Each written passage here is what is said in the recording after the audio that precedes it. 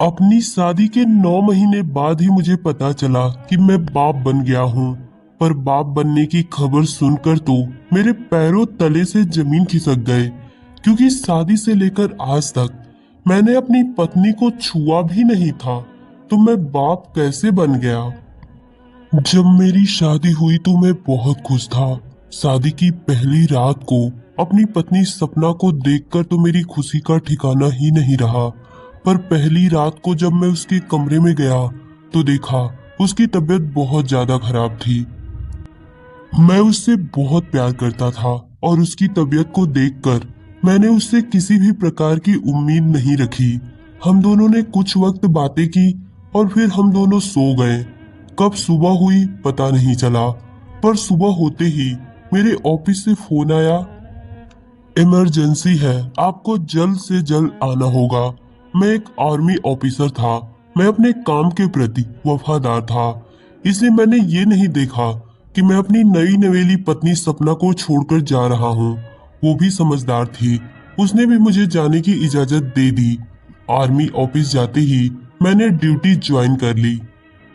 सपना और मेरी फोन पर कम ही बातें हो पाती, क्योंकि मुझे ज्यादा वक्त नहीं मिलता कि मैं उससे घंटे बातें कर सकूं। हाँ, दिन में 1 से 2 बार सपना और माँ का हालचाल ले लिया करता था। धीरे धीरे वक्त गुजरते गए और हमारी शादी को 9 महीने गुजर गए। 9 महीने बाद पता चला कि सपना ने एक बेटे को जन्म दिया है। सपना ने एक बेटे को जन्म दिया है, ये सुनकर तो मेरे पैरों तले से जमीन खिसक गई, बल्कि यूं कहें कि मेरे जिस्म से जान निकल गई। ऐसा कैसे हो सकता है? जिसने ये खबर सुनाई थी वो कोई और नहीं बल्कि मेरी अपनी बहन सुरभि थी। मैंने उस वक्त किसी से कुछ कहा नहीं और फौरन नौकरी से छुट्टी लेकर घर के लिए रवाना हो गया। घर आकर मैंने देखा सपना के गोद में एक बच्चा था। सपना के गोद में बच्चे को देखकर मेरे गुस्से का पारा हाई हो गया। अभी मैं सपना से कुछ कहने और पूछने ही वाला था, तभी मेरी माँ वहां पर आ गई और मुझे बुलाकर अपने पास लेकर गई। अपने और सपना के बारे में मैं किसी को भी बताकर सपना को शर्मिंदा नहीं करना चाहता था, इसलिए मैंने माँ से कुछ कहा नहीं। पर मेरे बिना कुछ कही ही माँ मुझसे कहने लगी, बेटा मुझे पता है कि ये बच्चा तुम्हारा और सपना का नहीं है। अपनी माँ के मुंह से ये सुनते ही मैं उन्हें हैरत भरी निगाहों से देखने लगा। उन्होंने मुझसे कहा, विवेक घबराओ मत, मैं तुम्हें सब कुछ बता दूंगी। बस तुम्हारे बहन और बहनोई अभी आने ही वाले होंगे, तो तुम उन्हें ये जाहिर मत होने देना कि ये बच्चा तुम्हारा नहीं है, बल्कि उनके आते ही तुम इस बच्चे को लाड प्यार और दुलार करना, क्योंकि ये बच्चा तुम्हारी बहन और बहनोई गोद लेना चाहते हैं।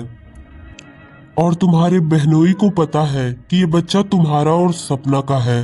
देखना उन्हें ये बिल्कुल शक ना हो कि ये बच्चा तुम्हारा और सपना का नहीं है, नहीं तो तुम्हारी बहन के ऊपर कयामत आ जाएगी और इतने दिन की मेहनत बर्बाद हो जाएगी। अभी माँ मुझसे यही सब बातें कर रही थी, तभी मेरी बहन सुरभि और उसका पति अरविंद हमारे घर पर आ गए।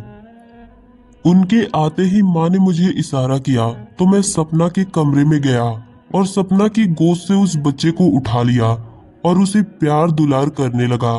तभी सुरभि के पति अरविंद आए और उस बच्चे को मेरे गोद से अपने गोद में ले लिए और मुझसे और सपना से कहने लगे, आप दोनों ने जो हमारे लिए किया है ये एहसान मैं जिंदगी भर नहीं भूलूंगा।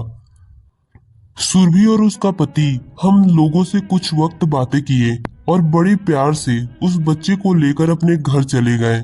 उनके जाते ही माँ ने मुझे बताया, विवेक मुझे पता है कि वो बच्चा तुम्हारा नहीं है, पर तुम्हारी बहन की जिंदगी का सवाल था।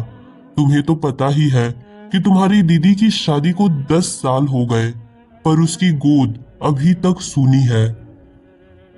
बच्चा न होने की वजह से सुरभि की सास अरविंद की दूसरी शादी करवाना चाहती थी।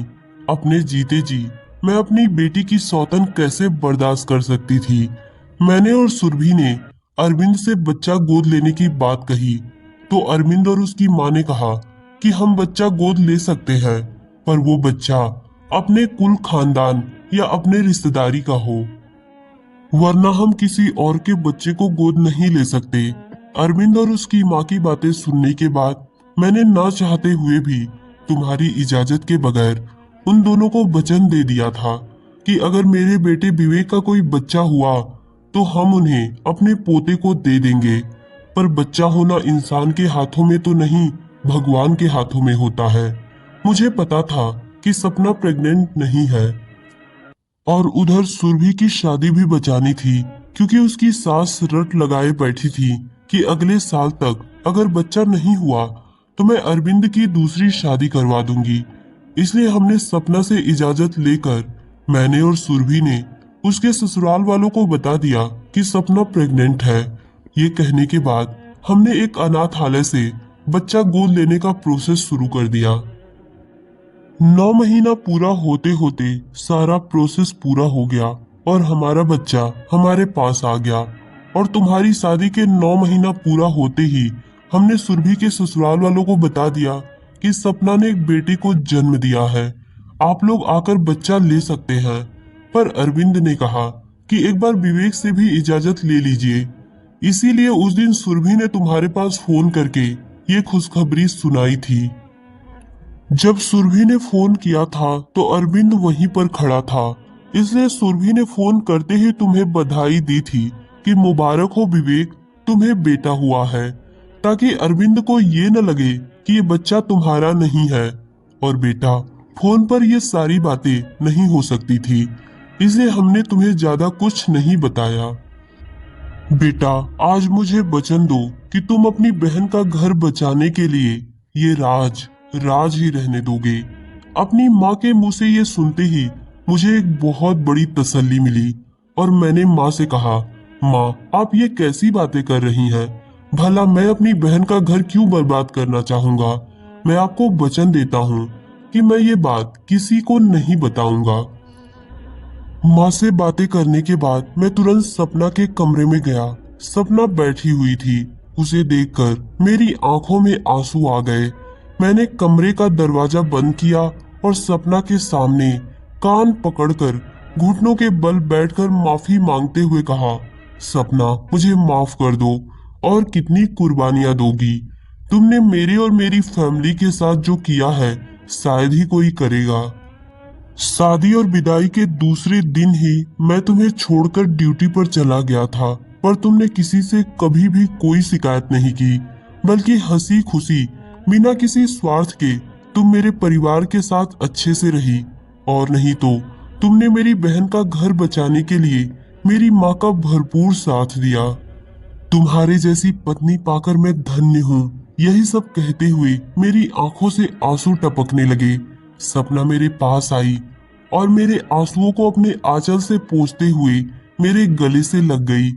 बरसों का तड़पता हुआ प्यार आज एक हो गया।